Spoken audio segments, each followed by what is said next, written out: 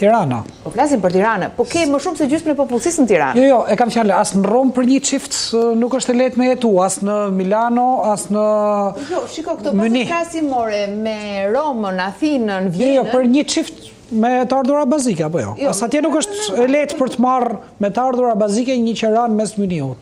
Jo, po përdorin politika të cilat ta zgjidhin këtë problem. Pra, në raport me Vjenën. Qytetet të rëndësishme. Në Vjenës me aq Tiranë mes Tiranë, unë kam pasur më të lehtë përballimin e qeras në Vjenë se sa në Tiranë.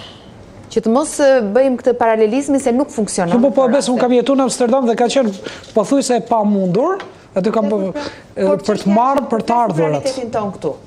Është vënë re një rritje e çmimeve të qerave. Llogaritet qera mesatare me pagën mesatare, prandaj po ta llogaris.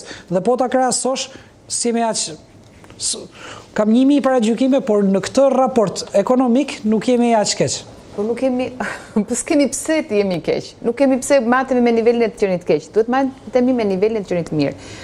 Tirana është bërë me shtrenjtë dhe më e papërballueshme për nga ana e qerave. Dhe ky është fakt. Qoftë edhe për faktin që s'ka as databazë për qerat se sa fitime vinë në shtet nga qerat nga shtëpitë e dyta e të treta. E lëm këtë histori. Më vjen shumë mirë për faktin që Tirana dhe Shqipëria në tërësi është një shtet i sigurt. Pra pavarësisht se në apartamente janë Airbnb, fatmirësisht nuk kemi rastet konflikteve apo rastet të situatave të vështira. Të mungesës së sigurisë apo. Pra, ky është një plus që e kemi dhe duhet ta duartrokasim absolutisht. A është dashamirësia e komunitetit, a është nuk e di, por janë elementë që kjo është pozitive. Pra nuk kemi element negativ. Kemi një qytete të cilat për shkak të një menaxhimi i kemi të gjatë gjithë vitit plot. Korçën e ke plot dimërver. A është bërë Korça më e lehtë për korçarët? Jo, është bërë më e shtrenjtë. Se Korçari nuk e ka rrogën sa që ka Tirana, po flas sektor privat. Dhe duhet ta paguaj kafen sa që paguan turisti. Nëse po duke qenë se pjesa më e madhe e korçarëve merret me turizëm në një farë mënyrë gjenerimit të korçarët kanë ikur dhe ata që kanë mbetur kanë lënë shtëpitë boshtë i kanë lëshuar në Airbnb. Se po të flas edhe si korçare.